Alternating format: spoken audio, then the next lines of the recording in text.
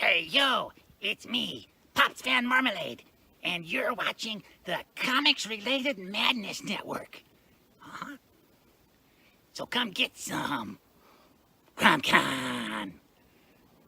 CromCon. Hey, we want to shout out to our sponsors, Daytona Beach Comic Con. If you are a fan of comic books, if you're a fan of comic book conventions, and if you like meeting comic book creators and getting comics and comic-related stuff, then you need to make your plans to attend Daytona Beach Comic Con. This year's show is September 7th and 8th. Silverline will be there, so you should make your plans to be there too. We'll see you there.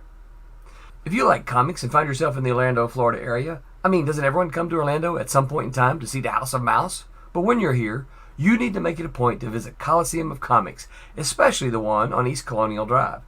They carry Silverline Comics, even a limited edition Coliseum of Comics version of our comics. So, when you go, be sure to ask for Silverline Comics and tell them we sent you.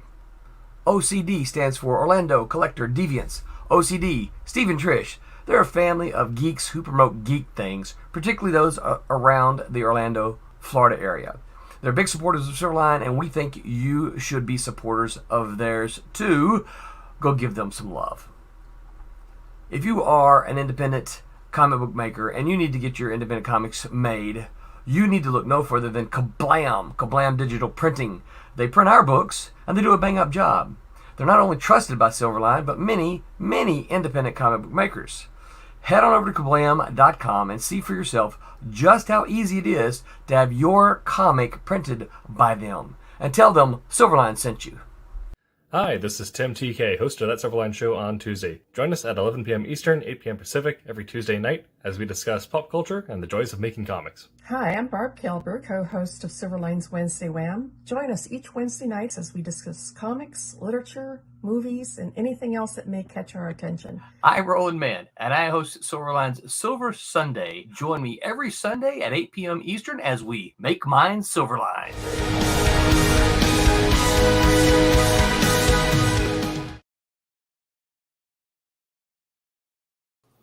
Hey there, comic people. Tim TK here with That Silverline Show on Tuesday. Joined, as always, by Aaron Humphreys. Mm-hmm. Yeah. Hello. And Jose Fuentes. I just want to put it out there that it says on the intro, sometimes Aaron Humphreys. Yeah. He's become more consistent. Yeah. Right? Yeah, I become a little more consistent. It's just because it's Jose. I mean, I can't help but not come see the king. I know. That's right. I just put the, I feel like no one has ever made every show, so I feel like the as always for whatever guest or Right. is there. Just And sometimes invaded by Aaron Humphreys. Yeah. Right. I also just noticed on the our intro pictures and whatnot, the last one for Mackenzie has her and a picture of Hayden next to her. Yeah. You didn't notice that? I see that all the time, like her and Hayden. I don't know why. I just never caught that one. I just happened to look up and I'm like, oh. I just assume she has a cardboard standee of Hayden Christensen. Yeah. Right.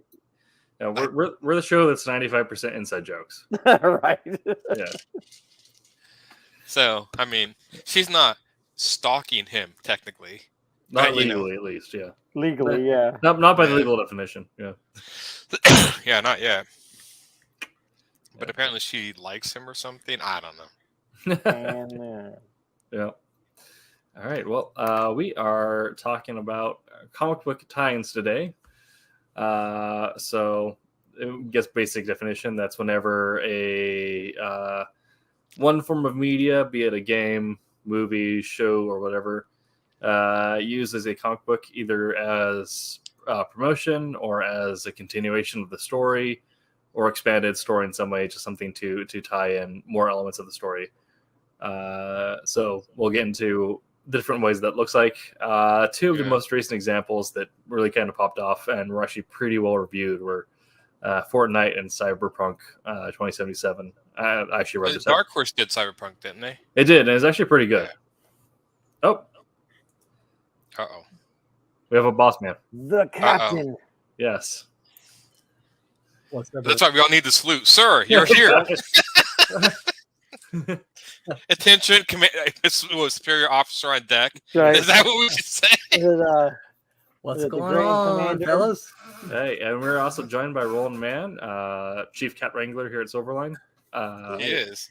He's a master. If you need cats wrangled, he's your man. Yep. I am good at wrangling cats, that's for sure.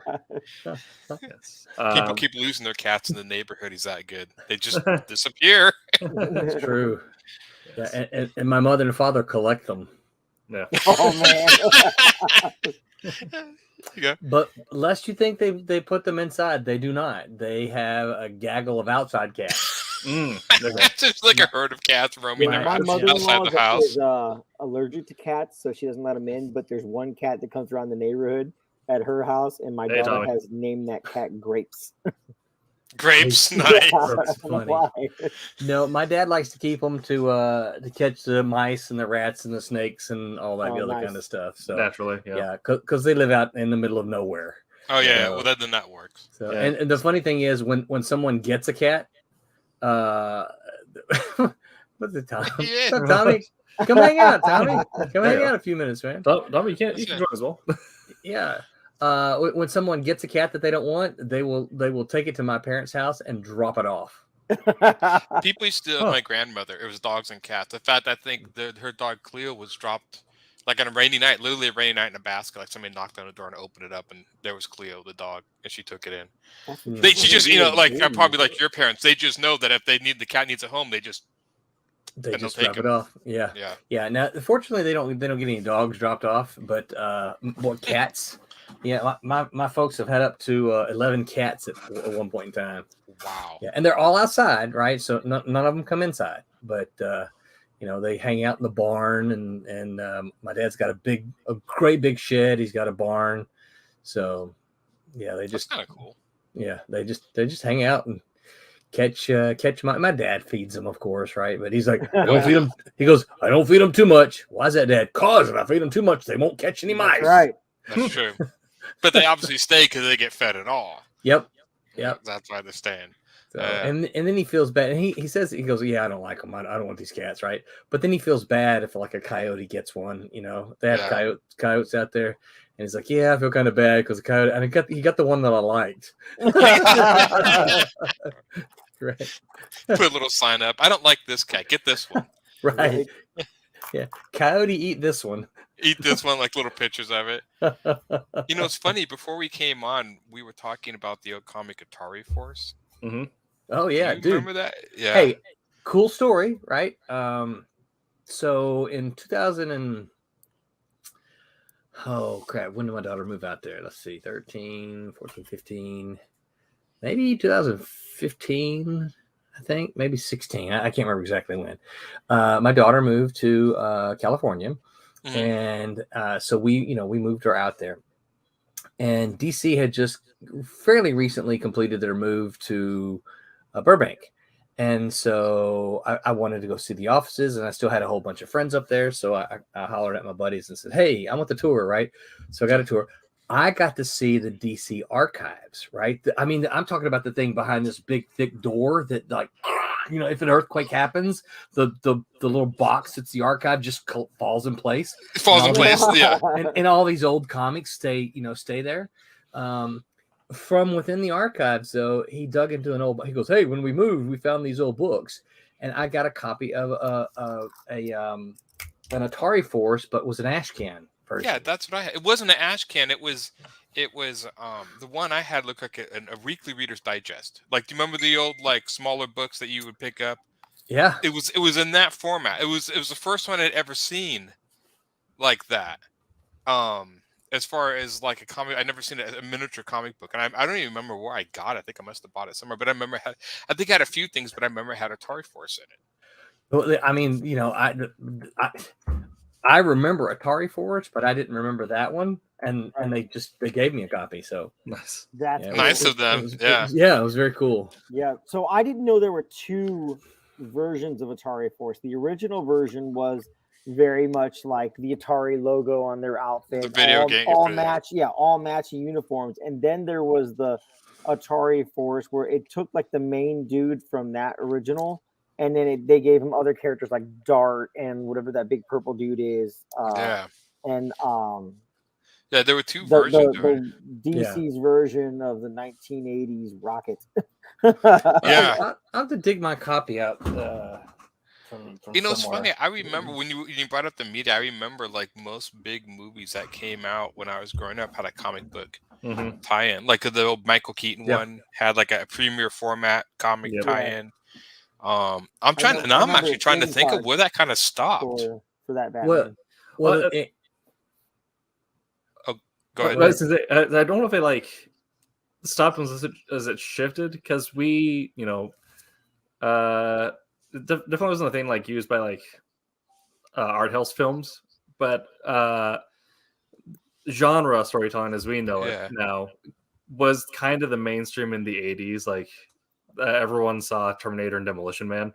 But now it'd still be popular, but it falls into the genre niche.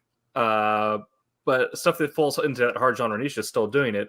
One of the things that's on my list to get into later is actually, as recently as the most recent Blade Runner, Marvel did a series of tie-in comics for it. Did they really? Yes. No, did the comics expand upon the story, or were they just retelling of the movie? They were prequels. It's Blade Runner 2019 and Blade Runner 2029. So it explains how Tyrell Corp got its developed since and got the mining contracts on Moon and Mars. I know there was a... Stop that. I know, no doubt, right. I know there were some other movies that had tie-in comics that tied in. Did the Matrix do that at one point? I know they had the Animatrix, but I think they had some comics too that tied in. Yeah, things. They had little things that essentially filled in some of the gaps between each movie, because there's like years between Matrix 1 and Matrix 2 and 3.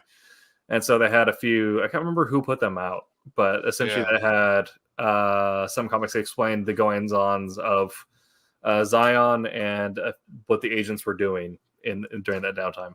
Okay. Yeah, because I know there was been a few, but not... Did Star Wars ever do any, like...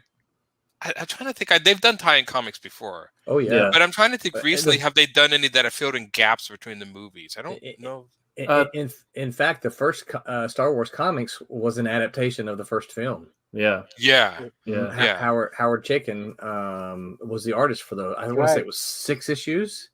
And then, but the thing about it is, then the series continued.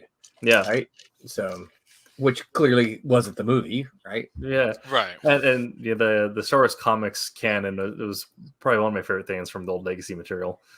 But yeah, Star Wars did do tie-ins for the sequel trilogy. They had the Rise of Kylo Ren, which explains Kylo Ren's backstory and also a bit of Snoke, as well as what the Knights were. Yeah, it explained.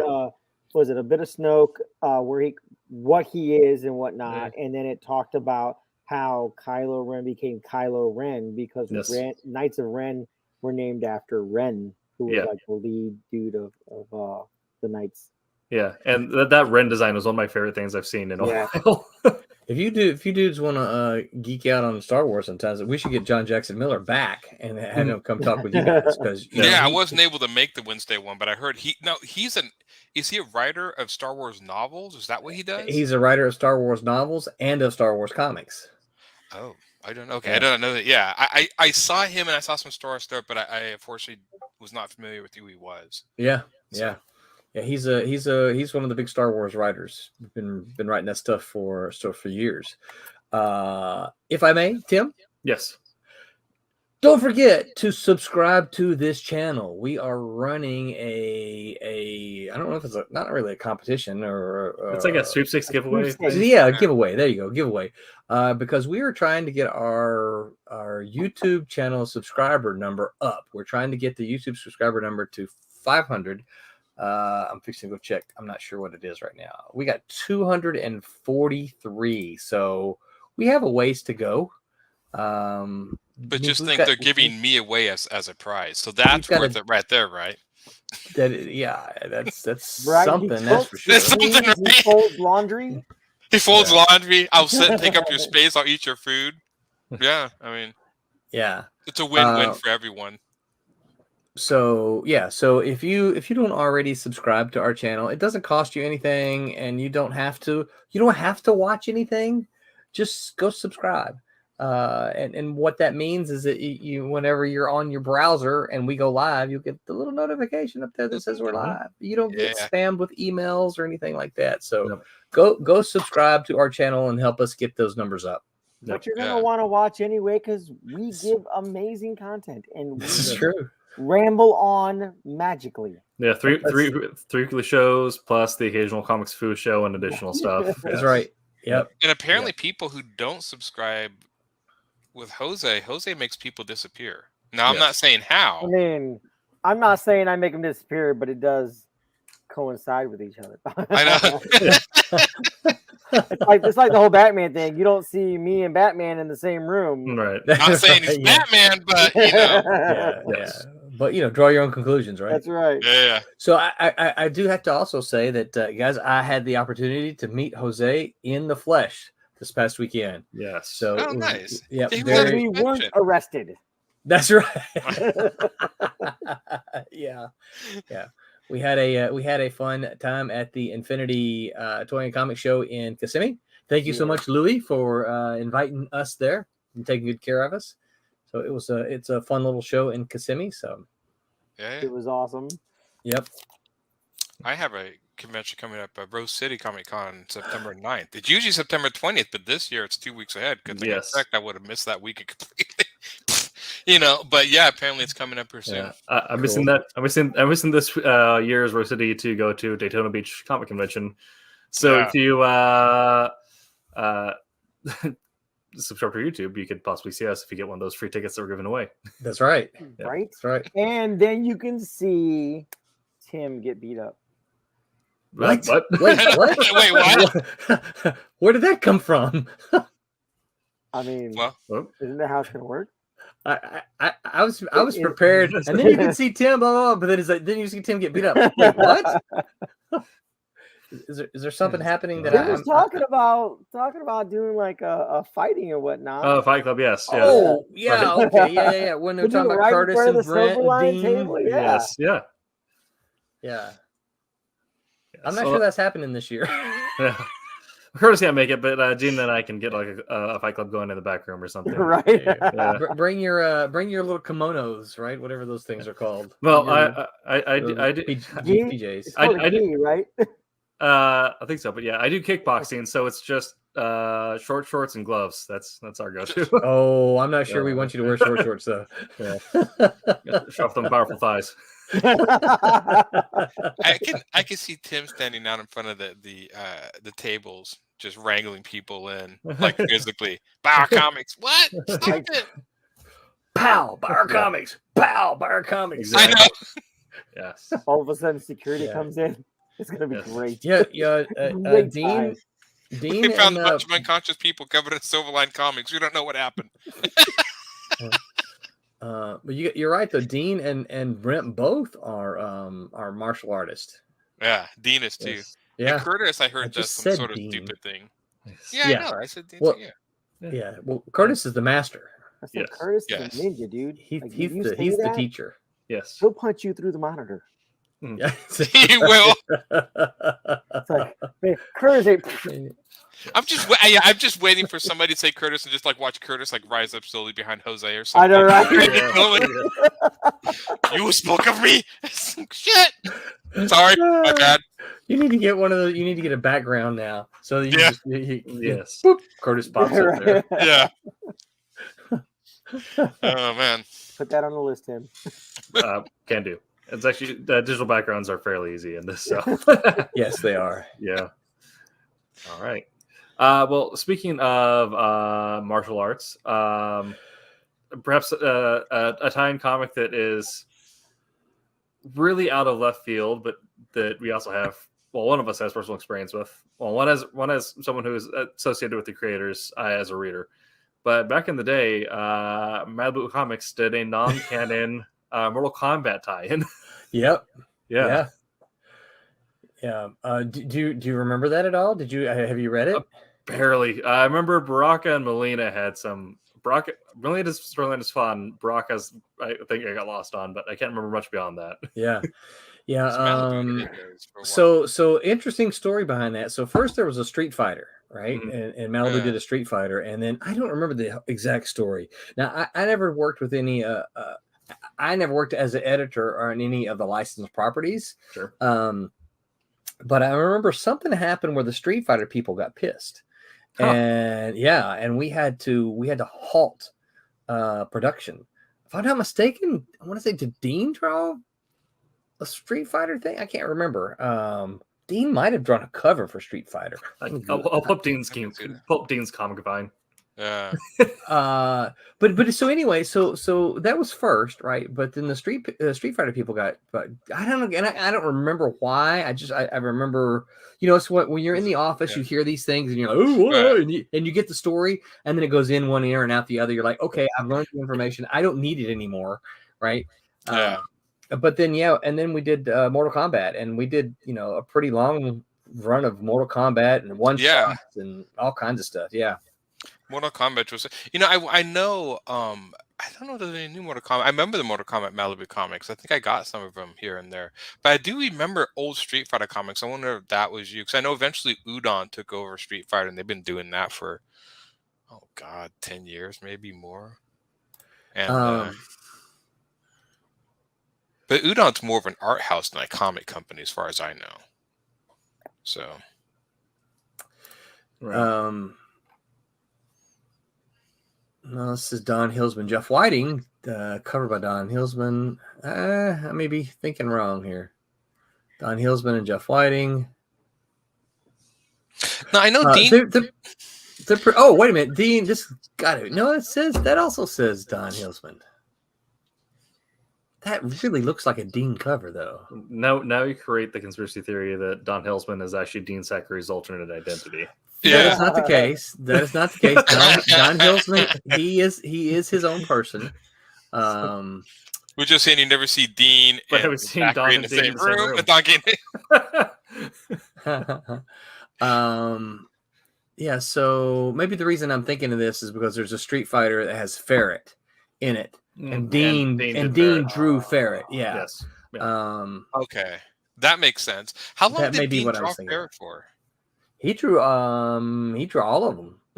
So the Ferret had a one shot, and then because it did well, then we launched a regular series. He did not draw the one shot. But he did the rest of it. He did the rest of them. Yeah. Yeah, because I remember there was another artist that did Ferret or something. I think you talked Thomas about Derenick. Okay, maybe that. Yeah. Who went on to do all kinds of great things at DC, even still today. I think he's still getting. Was the Ferret part of the Ultraverse? Was he in that? Okay, so I couldn't remember if he was or not. No. So I know the Ferret's the one. So the number one for the series is the one that had the fully die cut cover. It was the first. So I've worked as an editor. I've worked on two firsts, right? So the very first comic to have a hole drilled all the way through it, I was the editor for that. And that was Protectors number 5. It's just called the Bullet Hole comic, okay? Mm-hmm. And Protectors number 5, the cover has Amazing Man, and he's been shot right there, and literally we drilled a hole all the way through the comic right there in the middle of his chest. I mean, I'm gonna dig up these images and show you. And then the next one was the fully die cut cover. The entire issue was die cut. Now it was pretty cool what Dean did for this one, right? So Dean drew the cover, and then he created a template, right? Because it was kind of cut along the sides, and he created a template and then just flipped it for the odd, even pages, right? Ah, interesting. Yeah, nice. Yeah, I remember Marvel doing the die cut covers. There was a Wolverine one, I think. Wolverine with the claws. Yeah, we did it first. You did. What thing? I may have seen the Ferret cover. If it, nope. I'm not sure. So it's his head, right? Like it's the Ferret's head. Yeah. The die cut is. Yeah. Is that Mackenzie? What's up? We now are joined by Mackenzie. The Queen. Queen Mackenzie. Hello, my royal subjects. Minus Roland. Minus Roland. I'm digging up comic covers here. I ferret one, and I get all these like fuzzy ferrets. Yes. Well, Jose apparently just noticed that you have a picture of you and Hayden in the intro images. I wondered how long it would take y'all to notice that. I noticed that right away. I really did not even. I don't know why. I was like, oh, it's not my name up there. I don't want to see my face. I'll turn away. It's Mackenzie's name. Like, I don't know. But I just noticed. And I started laughing. Like, as soon as it popped up, I just busted up laughing. I'm so glad, like, during the intro, you guys can't see our faces because I'm sitting there rolling. It's funny, too, because Hayden Christensen, whatever photo that is, he has this very sort of like, why are you touching me look. Like, he has an odd look on his face. I photoshopped that together just for Mackenzie. Mackenzie still hasn't seen it, have you? No. You haven't? It's been there for probably 6 weeks or more. Yeah. I see it all the time. Really? I thought that was like, I thought you didn't know this, Mackenzie? He has a picture of you and Hank. No. It's awesome. I've been on the show. Huh? Oh, Yeah. man. The only show I missed was last week because I had COVID. Yeah, he'd have to play the intro, or if Roland wants to find the image, I'm sure he has it. I think I remember. So you can see this cover. You see the entire thing is die cut, right? All around the edges. Okay. Right? The entire comic is this way. Now, this is one of those you can find in the cheap boxes. Now, here is, whoops, that's the wrong one. Here is the Protectors issue. And that hole goes all the way through? That you see that right there? Yeah. That hole goes all the way through the issue. Literally they just drilled straight through the center of the issue. Yeah. It was a pain in my butt. No, did you have to wait? Did you have to do that yourself? You didn't have to drill it yourself. It was done at the printer, right? The printer did all that. But we had to figure out where the hole was going to go. Yeah. On every single page. You talk about a pain in the butt. Yeah, I believe that. Yeah, but this is a cool looking cover because you can also find embossed versions of it. So you can feel his hands are ridged and everything like that. So I kind of miss. They don't really do. They do those a little bit, but there was something about the '90s cover gimmicks that people complained. I don't know. Some of them I thought were pretty cool. I remember Rob Liefeld had one called Blood Strike. You can rub the blood. I remember it was called like Rub the Blood, and it was. Okay, whatever. But the fact that he went through the process, you can rub it and it disappears when it comes back. I'm like, wait, that's kind of. Is that like one of those moves that you put your hand over it? Yeah, I think it was like a heat sensitive thing or something. Yeah. But I remember Image was the. Yeah. I haven't told y'all yet, but we're getting ready to next year. We're working on a horror special in which all of us are donating blood for the red ink. Really? No. I'm just thinking. I'm thinking if you want my blood, you just cut my head off. You just don't. Is that an invitation? No, Roland, it's not. Listen, you'd look a lot better if you did that. Just trim off a little bit. Wow. Just a little off the sides. All right. Yeah. You really need a head. You look so much better without it. Just my lifeless body sitting on screen. So y'all don't remember when Kiss did that? Listen, I guess since the Kiss comic, better if you were headless. What was that, Queen? I said I'd enjoy these more if you were just like headless. If it was just neck down, just sitting there, did it like just in my chair. Man. Aaron doesn't talk a lot anymore. He smells, but he doesn't talk a lot. Every so often you see like a blood spurt, but that's about it. That's all he does. That's how I respond. What do you think, Aaron? Okay, Aaron agrees. Oh God! Has anyone else seen Bullet Train? No, actually, but I want to. Curious. It's so good, and it has the best arterial spray I've seen in a movie. That's funny. Just the full fountain out the side. Now, Tim, I gotta ask you, what in the world? How in the world did you think of Mortal Kombat? It was. We were just talking about martial arts and had to bring it back on the subject somehow. Okay, all right. I was just because I would think, I'm guessing that's probably the comic is probably a little bit before your time, right? It's a little bit, yeah.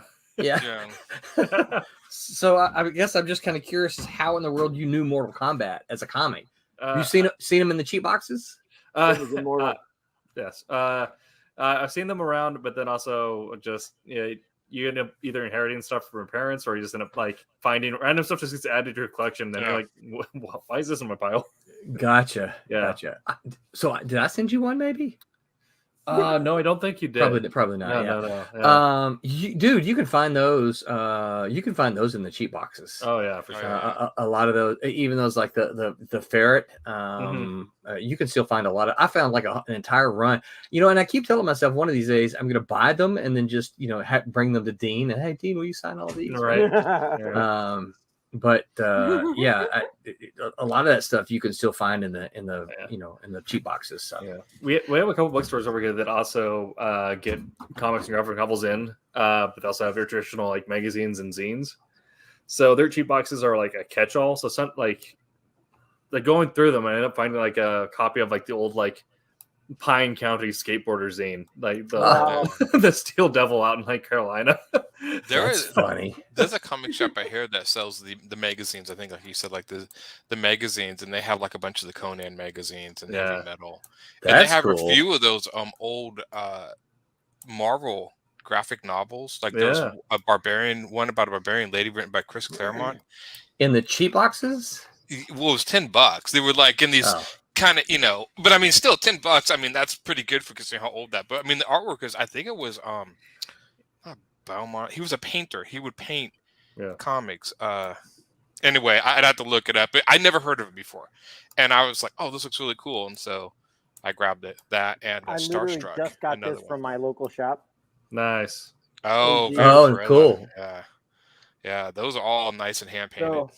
Oh yeah, like it was hand. I mean, you can tell like in there, it's brushwork and curl quills. You know what I mean? I remember Vampirella. I remember as a kid just being kind of like, "What is this?" I remember looking aside, and that was one of the first hand painted comics I'd ever seen. I'd never seen anything like it. I was like, "Wow, this is really really cool." Yeah, but Belmont style is one of those things that makes me want to get like a panel van and airbrush a wizard on the side. Yeah.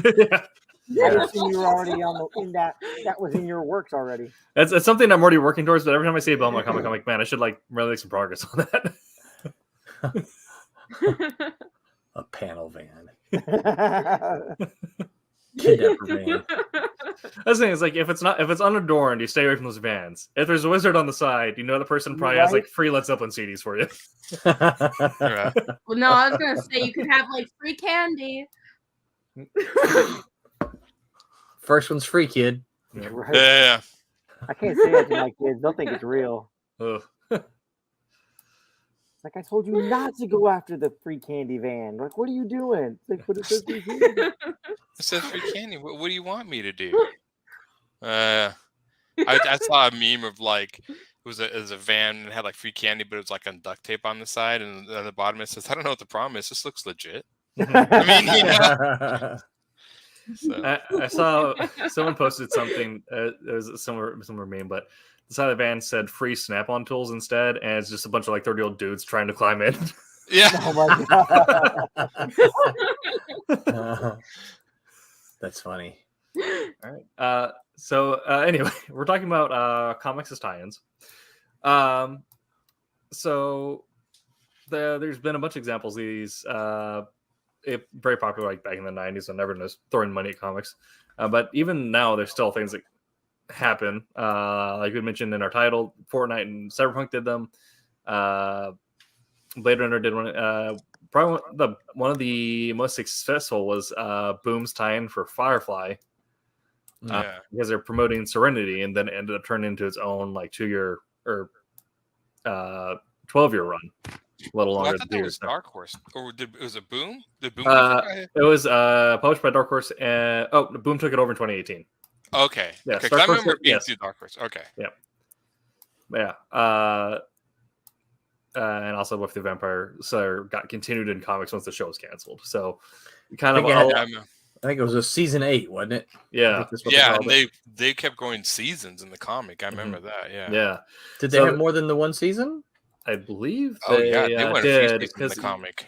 Oh, I didn't realize that. And also, speaking of Boom, looks like Boom also has been doing it since 2019 as well. So they got picked back up in 2019, and there's been more Buffy since then. Yeah. Huh.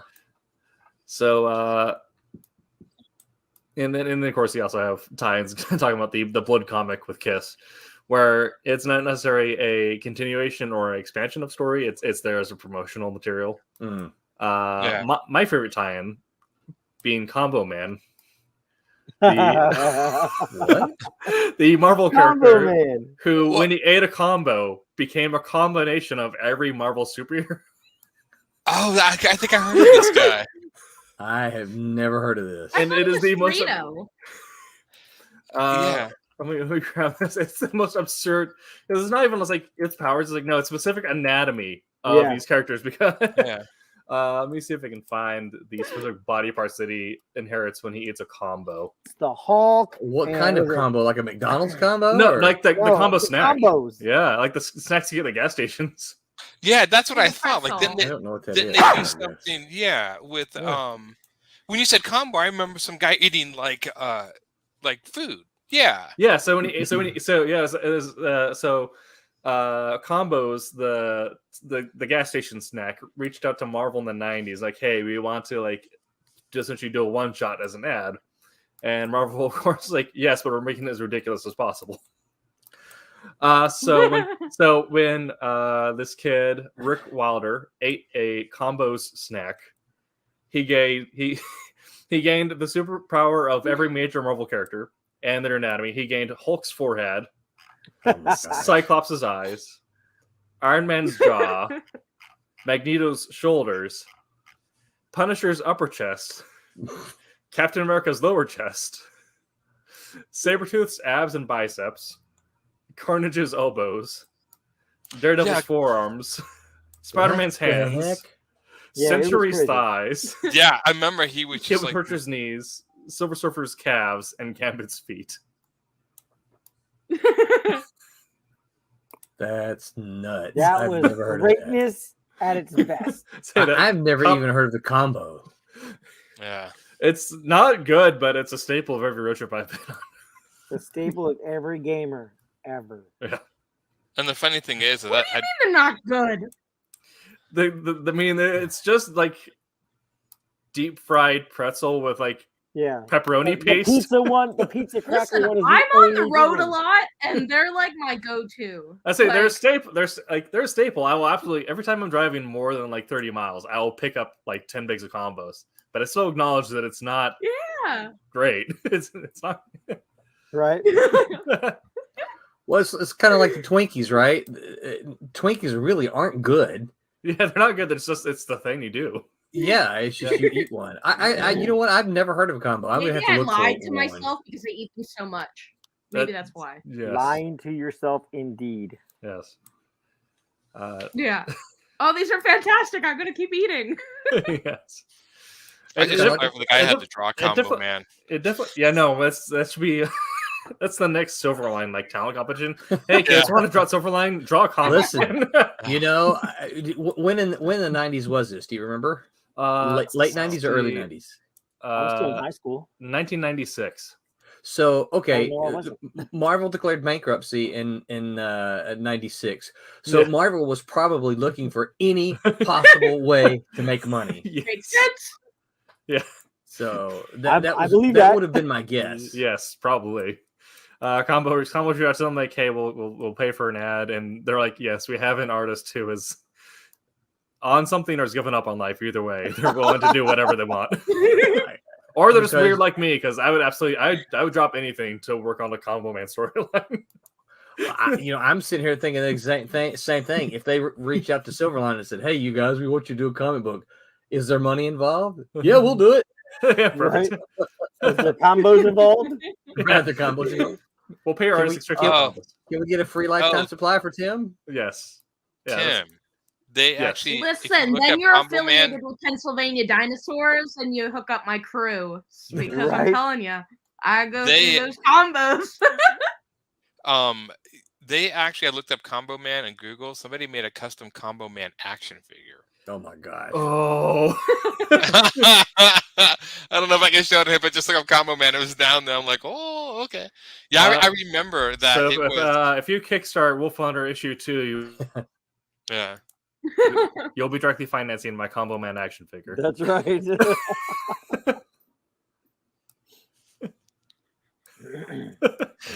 Tim, you could do like a little model. Yes. Yeah, you can like 3D print those models and stuff. Oh, 100%. Yeah. Yeah. So now that I've given my 2 cents on why I think comic tie-ins are fantastic, and the best example of a comic tie-in is advertisement. I'll open up the floor and get some of your all opinions on do you like comic tie-ins? Do you like them as ads or just as like continuations of existing storylines? Do you have anyone that like really sticks in your mind as being really well done or really poorly done? Anything like that?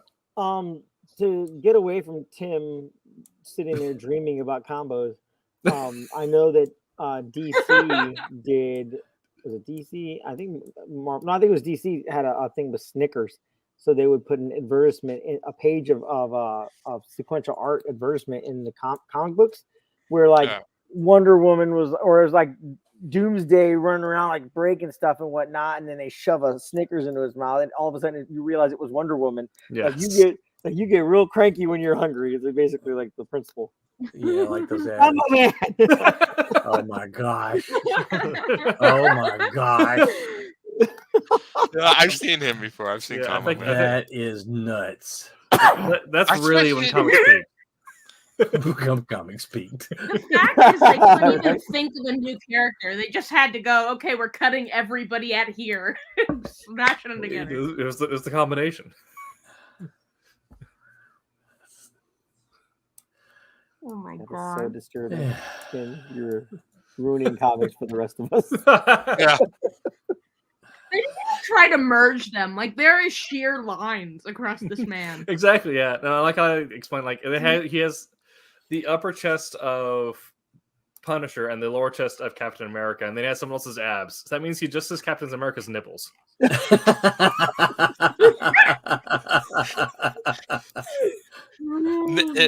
Nipples of patriotism, right? That's right. Those America's nipples. American I'm nipples. never going to be able to do combat again. Nipples of freedom. Yeah. All right. Well, now that we've coined the term "nipples of freedom," that's a Silverline copyright. Yeah, no one can use that. Yeah, we got Jose's take on the Snickers tie-in with DC. What are some other guys do? Like, not necessarily just advertisement tie-ins, but also storyline tie-ins, like Dean Zachary and the Deep Space Nine tie-in, of course, as well as some other stuff. Yeah. I mean, do we have any favorite tie-ins or whatever? Is that what any favorite tie-ins? Anything that you did you like in particular? Do you like them as advertisement at all, or do you think that it's the medium? No, I actually like them. I did like the old. I remember as a kid, I liked comics the are known Batman. for that, though. Yeah. The Batman for the Tim Burton's Batman comic. I remember liking that a lot. Speaking of nipples, like a format and stuff. Yeah. Bad well, not. I don't think in that one. That was Val Kilmer. Yeah, but I do remember it came in like in a prestige format. It was all glossy and nice, and I remember that was pretty cool. I did like the comic books and the He-Man action figures. If that's a weird segue, I mean, no, that works. Yeah. Those were like not at all lined up with, like, say, the cartoon. I grew up on the cartoon. I didn't even realize there was an entirely separate whole He-Man thing. I don't even think he was called He-Man when the artwork was made and when he just called like the Barbarian or something like that. Yeah, and he turned into like He-Man because I think it was supposed to be based off of Conan the Barbarian toy line. Yeah. And then they saw Conan, it's like, we can't sell this as a toy line. And so they did something different. Yeah. So. I think that's also like that falls into like the whole like weird niche of something that exists both as a comic tie-in and as like where the tie-in was made exclusively to promote something, as so it was strictly advertisement, but they spent so much effort on it that it became its own thing. Right. Like Bionicles was that way. Like, we need to sell this Lego line. Well, we'll just like roll up a comic in each tube, and then like, well, these comics are actually doing better than the toys. Yeah, that's how. I remember they had a pretty good toy. Pretty good. I never read it, but I remember people saying the Barnacle storyline was actually pretty cool. Yeah, it was really good. In sectars and Insectars, yeah. I think for me, I didn't buy the Star Wars comics. Well, that's not true. I bought the first ones because But I didn't read them beyond that. I haven't really read a whole lot of tie-ins like that, except for some of the Planet of the Apes stuff. Okay. And I'm a big Planet of the Apes fan, so I guess that's where my attraction is. But yeah, but I'm not a big fan of. I shouldn't say this because I've scripted some. Yeah, I'm not a big fan of adaptations because it's kind of like, why would I buy your comic adaptation when I can see the movie? Right. Yeah. You know. Yeah. I do like what they did with Buffy is that okay, the Buffy series ended, so they said, all right, well, let's just continue the story, but let's continue in a comic format. Yeah, so yeah. I think that's kind of cool. I really like this. Well, that's. I mean, like Mackenzie, like my main big fandom is, besides the X-Men, Star Wars. So when I also did not really get into the direct adaptation issues, but when Dark Horse did the continuations, like Crimson Empire, Dark Empire, and Crimson Empire is amazing, and Legacy, which in my mind is still the canon sequel series. Legacy, because that's all new stuff, right? Was that Dark Horse that did that Legacy? I can't remember if that's Dark Horse or if I think it's been picked up it's transferred into Marvel's ownership, but I want to say it was put out by Dark Horse at the time. Okay, I think it was Dark Horse, yeah. I know Dark Horse did Dark Empire. Yeah, because Dark Horse had this rights forever. One of my favorites. Because I don't think Dark Horse stopped producing Star Wars comics until Disney acquired the license, and then went defaulted to Marvel. Right. So I believe Dark Horse. I'm having trouble pronouncing the name, but I live like 50 miles away from their headquarters, so I feel like I should be able to have it off the back of my head. Say Black Pony, maybe that will help you. Black Pony. Yes. So when Dark Horse, yes, I think Dark Horse did Legacy, and that's still one of my favorite Star Wars storylines, going into explaining like the continuation of like the far future of Star Wars canon, tying into like some ancient stuff and getting Darth Krayt in there. Darth Krayt, yes, so good, yeah. Well, Dark Horse made. That's when it was about storylines and not money making. Now it's like they just do what they can. Don't kid yourself. It's always about making money. Yes. Well, I know, but like literally, Dark Shadows. When that came out, like they wrote me in with Darth Vader, but like that had no point whatsoever. Because trust me, if it didn't make money, they ain't doing it. Yeah. Oh yeah. But it's like, let's just throw this character in. Yeah. They made most of the living off of license characters. Dark Horse, that was and there's we've actually kicked that around just a little bit, to be honest with you guys, is that if you look at some of these publishers that they got their start in the 1980s, late 80s, part of what they did was they did adaptations. Obviously Dark Horse built themselves on Aliens and Predator. It's so good. And even if you look back at Malibu, now Malibu had a lot of people don't remember it, but Malibu had a deal with Full Moon Entertainment, and they did things like Trancers. They did Doll Man. I mean, it was wasn't that did Full Moon do Puppet Master? Puppet Master, that's another one. Yep. And so Malibu had a deal with them, and that's part of what helped build Malibu, because it's like, okay, cool. They sell a Cat and Mouse by Roland Mann and Mitch Bird. Who cares? Nobody knows. But Puppet Master, cool, right? It doesn't even matter who does the book, right? Because it's a recognized property. So there's something to be said about. Well, and look at what Boom has done. Yeah, you mentioned that Boom did. What was the one with Denzel Washington? Was that Man on Fire? No. Are you talking about the one where he's in the future and he's blind? Guns. No. 2 guns. 6 guns. Crap, what's the name of that?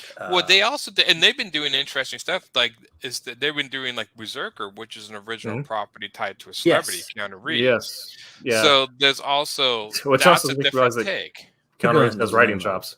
Yeah.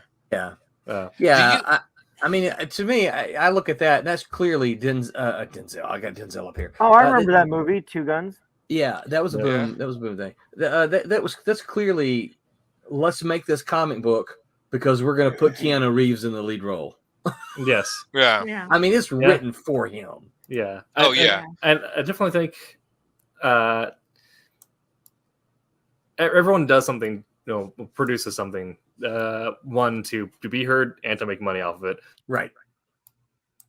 And I definitely think there's a way you can go about it right, in which you're creating an actual value for it, which I think is, what made why a lot of us have fond memory of 90s Dark Horses. It seemed like those people were nerds about the same things we were nerds about. Right. So it wasn't doing a strict adaptation, and it wasn't just, well, I read the wiki, so I'm going to do a cash in. Right. It was I'm going to write my fan fiction, and then it's going to be edited to a point where it's digestible. Yeah. And we're like, yes, give me more content about the thing I love. And right. I forgot who it was. One of my first years saying that fan fiction is just how you get started in licensed properties. Yeah. Fan fiction is just extended universe without an editor. Now, do you think comic book tie-ins are as profitable or lucrative? I mean, in other words, back when they had them, comic books are still a viable medium, but now with digital stuff, because I don't see it. Like I said, I don't see a lot of movies, and I don't see a lot of other things do comic tie-ins. So I don't know if they're just not profitable, or.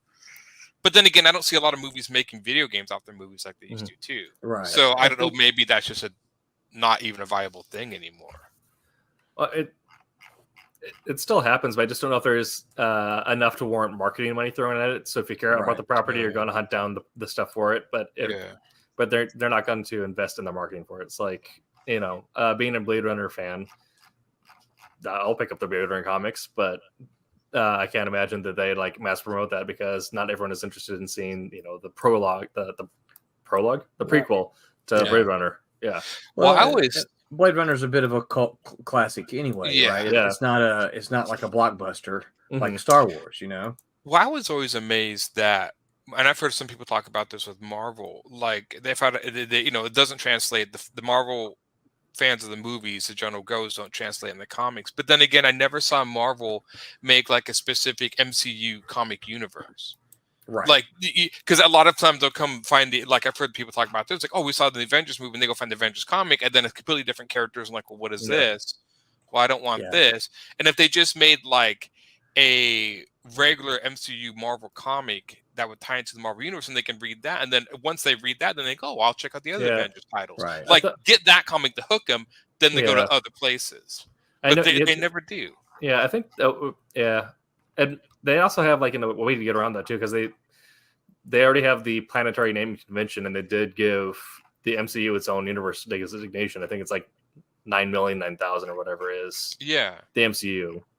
And I'm thinking if they just drew, and I don't even think they even really had to look like the actors, as long as they generally had the same costumes and stuff. I'm thinking they could do, but I've always.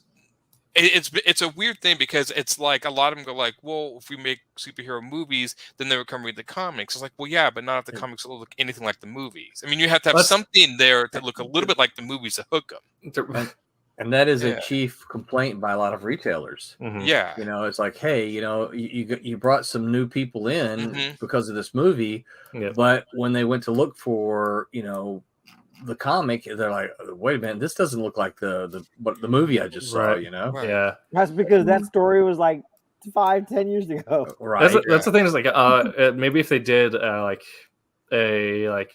alternate retelling of the storylines that were featured in the movies, or even do a new packaging for hey, if you liked Infinity War, see see how it was the first time, and you got a collector's bundle or hardback or something. And that would be a great remember idea, when Watchmen the movie came out, I think there was a spike in the sales of that graphic novel for a short time. I think, and then people got to the end and freaked out.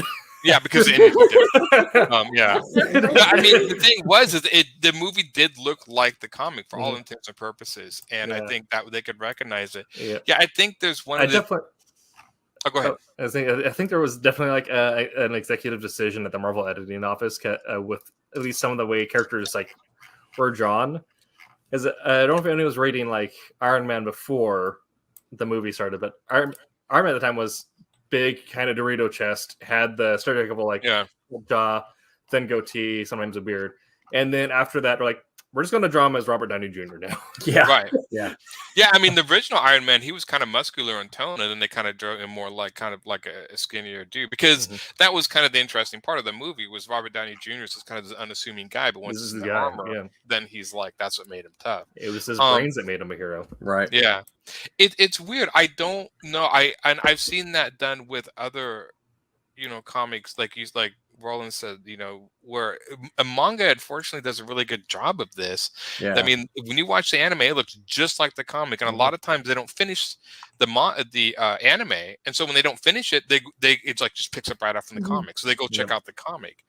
And it works. I mean, those two things really work in tandem in Japan, and you think with the big as the movies are, they would have been like, okay, we need to make a comic that's like tied in directly to this, because they started doing like individual other stories. I mean, the thing I don't like, they probably don't care about comic sales, but they're doing a lot of TV series on the Disney Plus. I'm like, if you took a few comic books to tie between some episodes or other things, you would have people buying the completionists. Oh yeah, you'd have them hunting down those comics. Oh yeah. I mean, all we need to do is hook them to get them in, and then they can discover so much more comics. It's that hook to get them in there. Yeah, and it's also why kind of reverse engineering this. So if comics detouring into traditional media and then coming back, there's always going to be some sort of loss on translation somewhere in that, like jumping back and forth, because you can't, if you even though, well, kind of, the Obi-Wan series would have been a great comic, but there's some moments in there where when they translated that to film, it got very silly. Like chasing Leia through the woods was, but if you cut that with panels, no one cares. But taking that traditional media and then converting it into a comic, I think you're, as the creative, you're allowed to sort of jump, like make a one-to-one transition and then expand on to whatever direction you want to go without conflicting media. I think that's why you end up getting, the fact that the Firefly series has been going on for like almost 20 years now as a comic. Yeah. And things like that. It says that it's able to buy that fandom immediately in, as opposed to having the fandom like having a hard time trying to buy into where the story continues. Right. And you have to be careful, because that can backfire, because that's why they never made the sequel to Speed Racer. They went too literal. I mean, there's always that sort of but I don't know. I mean, I'm trying to think, does DC do a better job? Maybe. I don't know. At what? At like translate, like when they come in, they see Batman and Superman and the regular more in the comics, like in the Justice League. Well, for DC, they do animated movies like really well. Regardless of like the Batman movies that have come out or Superman movies that come out. For me, if a DC animated movie comes out, I'm all over it. I want to watch. Yeah, I like the animated movies. Even when they change the storyline from the comic, even when they tweak it up and change it, it's still super entertaining. And then you don't have to be like constricted with we got to make it look like particular characters or the demeanor of the actor has to be portrayed into the character. Right. The one thing that's really good about some of the animated movies, I know when they did some of the Batman Superman team up ones, they made them actually look like the artists a little bit, like Michael Turner and Ed I think it's Ed McGuire, and some of the other artists. Like I know they did a few they did the Justice League War, and they tried to make it look more like Jim Lee's art. So that kind of also ties in. And the one thing that's cool is you see in these movies, and you see comic art, which I think is kind of important. I mean, live action movies are cool, but it's really cool to see comic art animated on the screen because it is an art form. I think also, I think DC is their video game chops have been better than Marvel's recently, because Marvel Avengers was a letdown. With Injustice in particular, that was a great example of a multimedia project where it's very clearly they're like saying, okay, we're going to make a storyline that's told both in comics and video games, each one telling a different part of the chapter. And we're going that was really smart to do that, because I remember you can get the game and then the comics. I remember reading a few of the comics, and I thought this was kind of cool. It wasn't just a tie-in. I mean, it was like you're getting a different experience each way, but right. Because sometimes you can, and I think we've all known, like even in comics, where you read a tie-in or like Roland says, an adaptation, and it's a half-baked adaptation at best sometimes. Like you're just going through the motions to put something out there, than really delving into it. So when they did something like Injustice, I mean, you really felt like these guys are invested in the story in their own in the comic, apart from the video game, that they really tied together, which you don't see a lot. Video games are horrible about that. I mean, every time they made a movie. The only one that I saw, they made a Wolverine video game based off one of the movies. It had no reason being that good. It had no reason being that good. And the game really didn't even follow the movie. It did its own thing, and it was great. And I was like, and yeah. So, yeah, that was, but most of the time, I remember when they made the Matrix video game that tied into the movies, and I'm like, yeah, but the game wasn't any good. So, that part of the movie, I guess I'll just never know what happens. I did look it up, but it was a minor tie-in how these characters got in. But animation, movies, yeah. But if your video game is not very good and you make it part of like the actual main narrative, that might hurt you a little bit.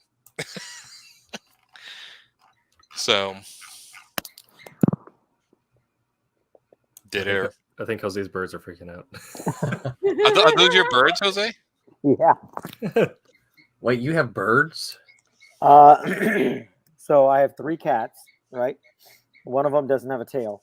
That's my daughter's Sylvester and Tweety is what you have. I know. I'm saying like 3 cats. I bought my wife a bird. So quick story. When we were in Pennsylvania, we would go, just because one of our things we like to do is go into the pet shop, right? She would always go to this cockatiel, and she would talk to it, whistle at it, and every time we left, she'd start crying. Oh, no. This happened for like 3 or 4 times, and finally I was like, I can't take it anymore. Like, I cannot take my wife crying when we walk out of the store. So she's sitting there talking to it, singing to it, like, you know what I mean? It was talking back to her, and the whole time I'm sticking stuff in the cart. I'm sticking a cage in the cart, like food, like all kinds of stuff. Yeah. She's not realizing I'm doing this. And then I went to the sales clerk. I'm like, listen, you see that redheaded lady over there? The bird she's talking to, we're taking it home. You might as well pack it up now. So I didn't tell her still. She's still talking to this bird. All of a sudden, the door in the back opens up, and the guy grabs a hold of the bird and like carefully sticks him into a box. She's just like, "What's going on? Like, what happened? Like, why is it going on?" She was so upset. And then she turned around and was like, "What are they doing?" I was like, "They're packing your bird." She's like, "What?" It's like, "We're taking a bird home. This is your bird. Like, I can't handle you crying every time we leave." You are a romantic. I am. And now she cries all the time at home. She just the bird is there. So then she went into the hospital, or then she went to Israel actually, and then she came back, and then she went to the hospital, and in the next span of 3 months had 4 different surgeries, open heart surgery, appendectomy, a oblation, and a full hysterectomy afterwards, right? And so for like the longest time, she was away from the house. So me and my son were taking care of the bird. I'd let him out, playing around. So when the bird came home, it wasn't as friendly with her as it was beforehand, right? Because it got used to me and my son taking care of it. Right.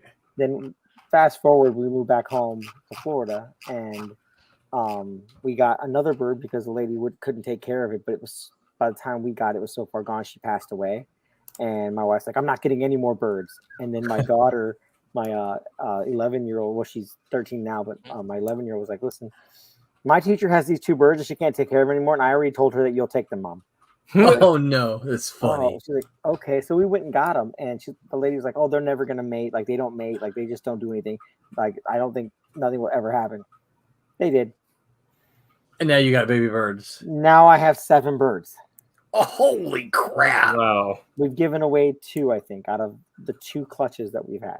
Yeah. So you have very, very like nervous birds and prowling cats. Well, we figured, no, actually the cats do really well though. The only one that doesn't is our newest cat, who is no longer now officially a teenager grown cat. Your cat's a teenager. But the 2 other ones, my 2 main cats are like mine and my son's. I mean, they're like 16, 17 years old. You know what I mean? They don't want to get up for anything. So like they don't care. That bird flies around, they're like, "Oh, bird." But the other one's like, "Ooh, bird." So, but we figured out which ones are females and which ones are males, and we separated them. So you don't have any more birds. No more birds. No, I don't want any more. That's enough. Nope. Can't get rid of. Can you sell them? Is it the kind of bird you can sell? But we're so picky about who we let have the birds. Man, give them to your cats.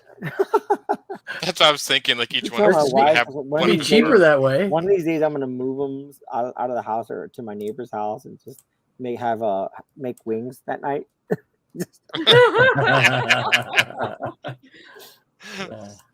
Don't do that. If I was your wife, I'd divorce you. We've already slaughtered a chicken before in front of the kids. We did it in front of the kids so that they could experience. Like, listen, you're gonna learn. Like, you have to learn how to do this. We also, we boiled and dipped it and defeathered it and whatnot. We made every single one of my kids. And for you viewers, I have 5 kids total, 4 that live with me, 1's an adult.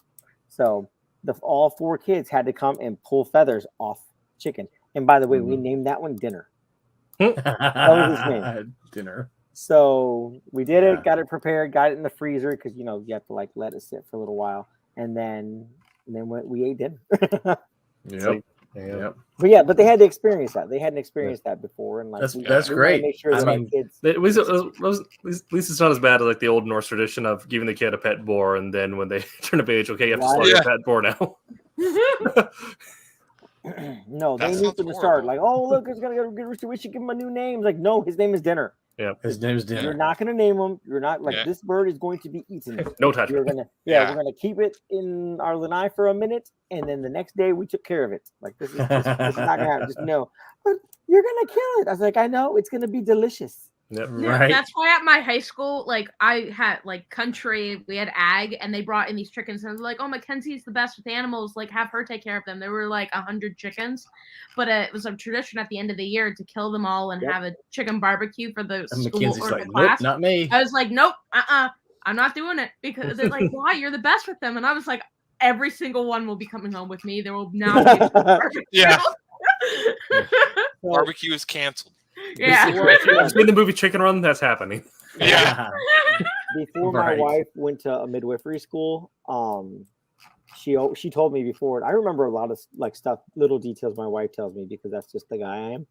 And romantic. She's I always told my dad I wanted a chicken. He never bought me one. The whole time I was young, he never wanted to buy me a chicken.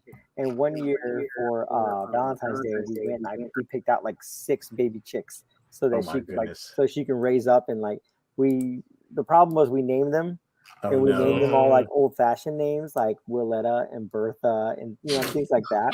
But they all had Gertrude. Exactly. Old hen names, you know what I mean? Because that's what you call older grandmas and whatnot, old hens and stuff. At least that's how it used to be back in the day. So that's what we did. We gave them names. We couldn't eat them.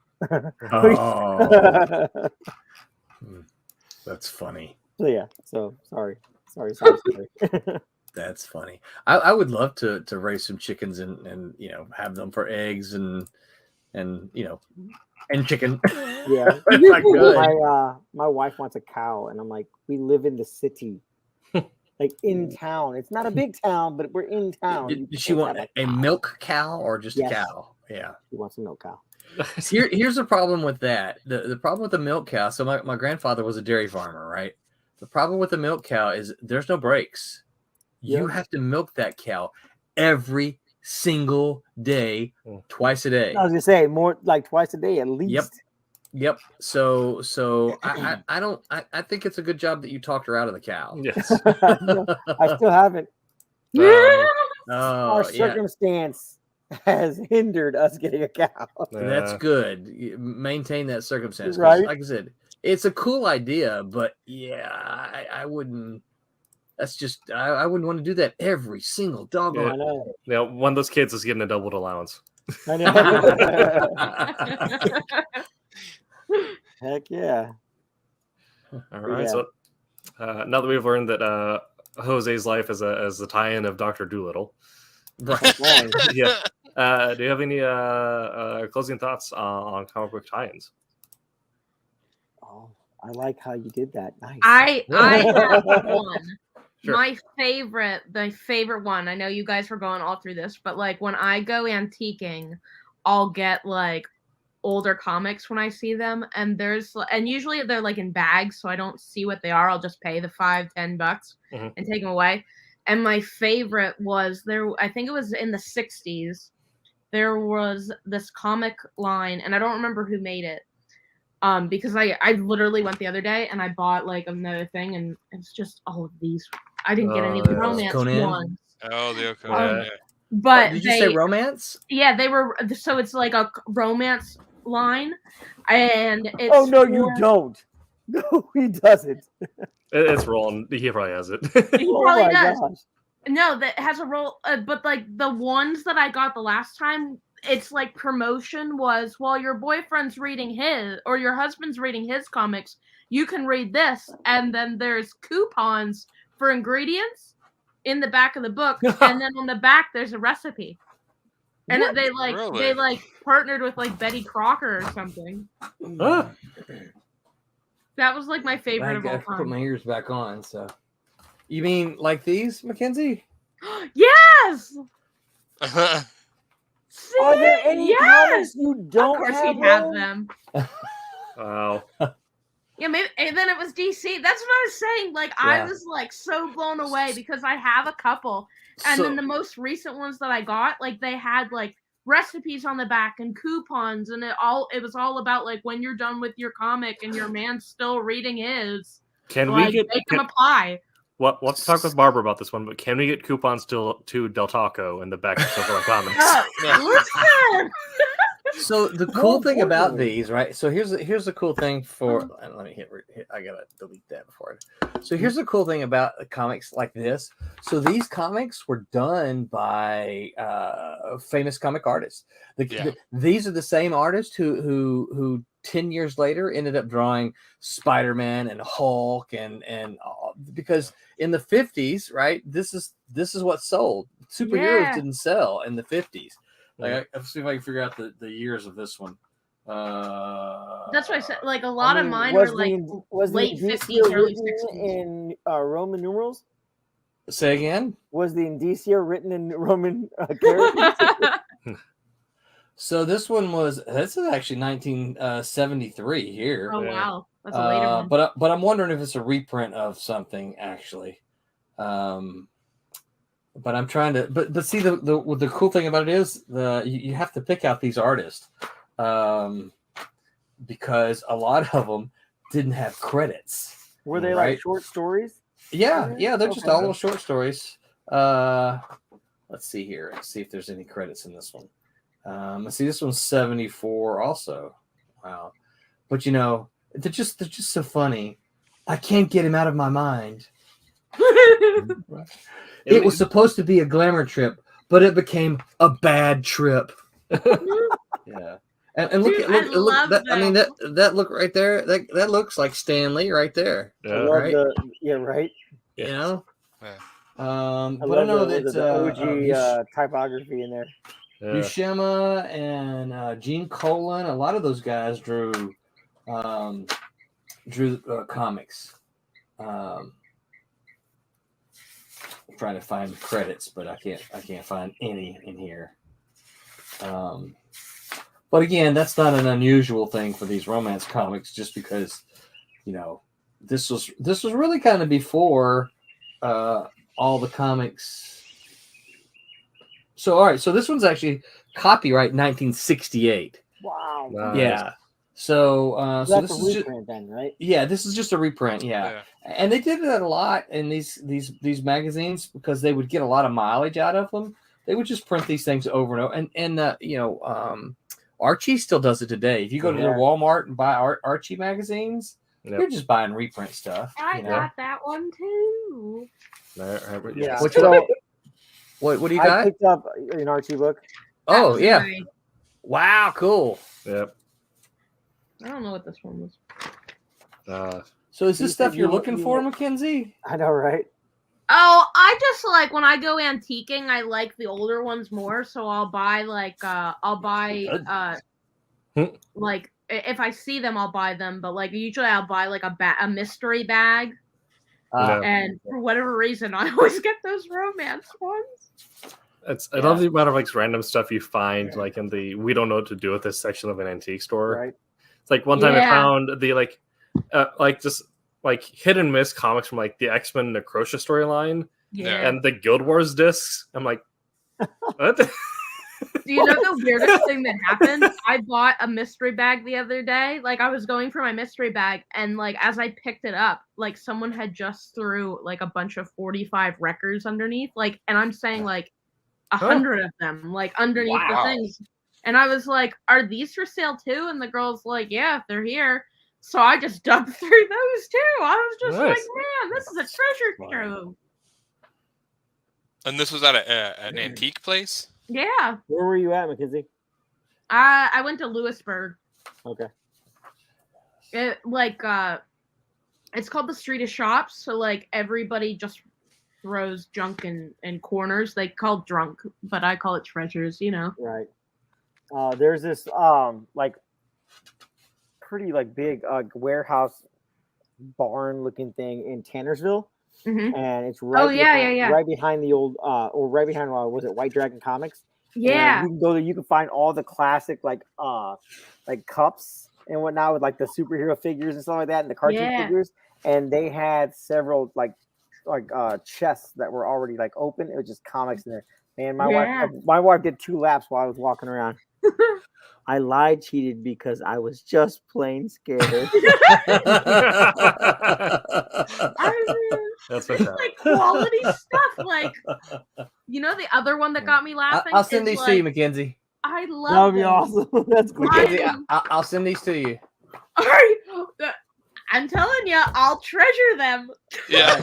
They're gonna go in your stack. Oh, I appreciate that. I'm telling you, like every time I get those, they're just a good time. Like you can't be stressed out, and it's like, man, it's like all drama, but it's also ridiculous. It's amazing. It's so funny. I believe it or not, guys, I read those before putting them in my stack over there. I picked them up. I picked them up. I bought 80. Let's see. Not at Kissimmee, but the week before I was at Sunrise. I bought 80 comics. I bought 80 comics for 25 cents a piece. Nice. So I spent $20, bought 80 comics. I came out a stack like this, and those were some of them. So oh my gosh. They will be my gift to you, Mackenzie. Oh well, thank you. I'll cherish them, especially since they're from you. Do you read most of the comics you get from the cheap bins? Do you go through and just read them all? Okay, yeah. I read. Believe it or not, I read more of them than I do. Nobody's listening, right? The Kickstarter books I support. And the stream is cut. So I do. You know, I work hard to read the Kickstarter books as well. But man, I gotta be real careful saying this. Some of them just aren't very good. Mm-hmm. And you know, sometimes I support them because they looked good, or because you know there may be people I know or something like this. Right? Let me help you out, Rolling. Some of them are just not as good. Not you though. You, the guy that's watching us. No, right. That's right. No, you're right. That's absolutely. You're right. You're absolutely right. So yeah, but you know, I'll give them a chance. The Kickstarter books, I'll start reading. But I'll tell you, there's some of them I'll back, and then I'll back a second one before I've read the first one, and then and then I'll read the first one. And I'll go, holy crap! Why did I back the second one? I can't get out of it now, right? Yeah. But yeah, I read more of the stuff that I buy in the cheap boxes than I do the other stuff. That's just good stuff. Mm-hmm. I feel like you find the most random stuff sometimes. Like the one time I found a comic about a chocolate bunny, and like it became my favorite thing for like a chocolate bunny. A chocolate bunny. Yeah. Yeah. Roland, did you just get up because you have that comic? No, I don't have the chocolate bunny. But I mean, look, here's the other thing I found in the Kid Cole. Shut up, dude. 15 center. I mean, it's in crappy shape, you know, but what the heck, you know? I like so like for those older comics that I picked up at like swap meets or antique shops, you know what I mean? I love to just mentally deconstruct them. Mm-hmm. How did they do their line work for this? How did they ink this? Like, is that a brush or is that a knit? Like, so has anyone ever read Not Brand X? I've never. No. Hey, hold the corner box up. Which one? The corner box. Isn't that I know who that is. Yeah. That's that. It's not too much. I know that. That was like a goofy superhero. You talking about Forbish Man? Yes. Yeah, he had like a pan on his head. Yeah. Yeah, pan. Yeah. Not Brand Eck. It was like kind of like it was kind of like Marvel's Mad Magazine. Yeah. Oh my gosh, this is so funny. Then he became so like, good. Just like was it Darren Ock used to do the little mini comic at the back of the comic books and whatnot. Yeah. Check this. Agents of Shish, right? the X-Men, right? The Revengers. I personally like the horse mural.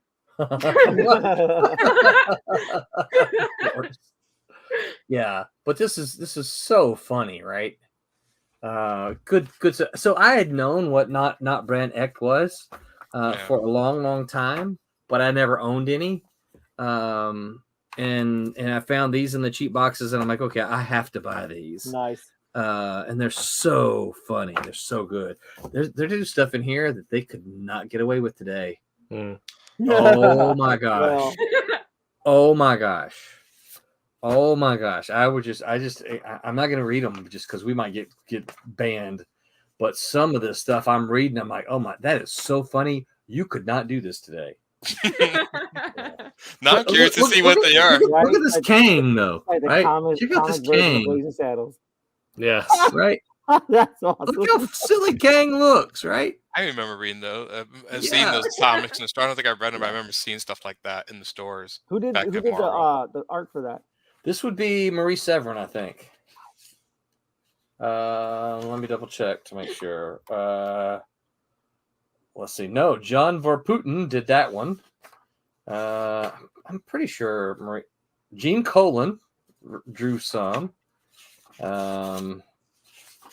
These are little short stories as well, right? Right. They go like this. See, this is what kind of shape it's in. It's falling apart, right? Yeah. But again, I gave a quarter for it, so I don't care.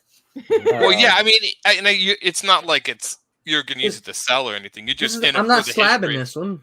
Yeah, you just want to read it and check it out. Something that's from that time era. Marie Severin. I was always a fan of Marie Severin's work, right? Sorry. Oh, there you go. There you go. Yeah, this I've seen this stuff before. Yeah. Of course, she was expressions. Married. Yes, she was married, of course, to John Severin. And then, of course, like Popeye. And then Gary Friedrich and Tom Sutton. So yeah, this is the Marvel stable of artists, drawing this stuff. So funny. Anyway, we're coming up on time here. It's been about 90 minutes. This has been our show on comic book tie-ins and everything in between. Jose. And, she's got the crown. Nice. Yes. I gotta get one of those Burger King crowns, like the. No, literally, I was trying to find it, but it's out in my dinosaur garage, and it's really raining because I have my episode 3 one with Hayden right in the front of it, and I'm going with that.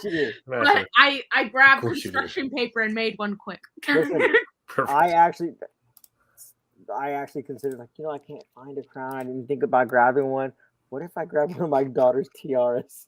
That'll work. That tiara I wore the other day, I was looking all over for it. That's so good. I was looking at it and I was like, I need something more larger. There you go. I just want to shout out again. If you're watching on YouTube, please subscribe, like, and hit the notification bell. We're trying to get up to 500 subscribers, and you have a chance of winning a free pair of tickets to or free 2-day ticket. Yes. To Daytona Beach Comic Convention, where we will be there. And or I like to refer to as Silverline Comic Con. Yes. You'll be in force, and I'll be doing Muay Thai demonstrations in the parking lot. We also I can probably arrange that. Tim's like, oh man, big mouth. Just start breaking people's ribs. I'm not ready for that lawsuit. Just you wait till a dinosaur shows up. There we go. Yes. We're going to talk about 2023, Mackenzie. Yes. Okay. We also They're have. not going anywhere. We also have a Kickstarter currently in the wings that you can go ahead and hit the follow button so you can get notified when it launches and get on those juicy exclusives before they get picked up. That's right. Yeah. So I guess our takeaway thought on comic tie-ins is we like them. They're fun. Just don't phone them in. The cheesier, the better. The cheesier, the better. Yeah. Marvel. I turned to Max Headroom again. Marvel, if you're not planning on using the name Compliment, please send me the rights. I will get a 10-year story done here. All right. Okay, that has been our show.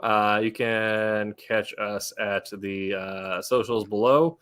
And I don't think we have one for Roland in there, but Roland, where can people find you? You can find me on all the interwebs at Roland Man or Man Roland on Twitter. Just look for the caricature with the smiley face. Perfect. Yep.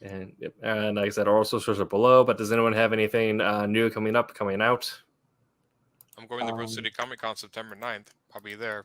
Beyond that, no. Nice. Not that I know. I don't know, magical stuff. Perfect. Jose will be doing up close magic at Daytona Beach. Yeah, we're doing street magic out there. I mean, we're gonna call it magic, right? What? But it's just pickpocketing. Yeah. Maybe you can take that van. Oh no, pickpocketing. Someday I'll teach you guys the skills I've learned that my mom gets scared about. Oh, All my right. goodness. Well, this has been That Silverline Show on Tuesday. You can catch us here 8 p.m. Pacific every Tuesday. You can also check back out this channel 8 p.m. Eastern, Wednesday and Sunday for Wednesday Wham and Silver Sunday for other crews. We'll see you next week. And until that time, Make my Silverline. Make mine Silverline. Silverline. That's a good show. Let's see there. Aaron, you got anything else? Well, let me see. Hi, my name is Sergio Cariello, and make mine Silverline.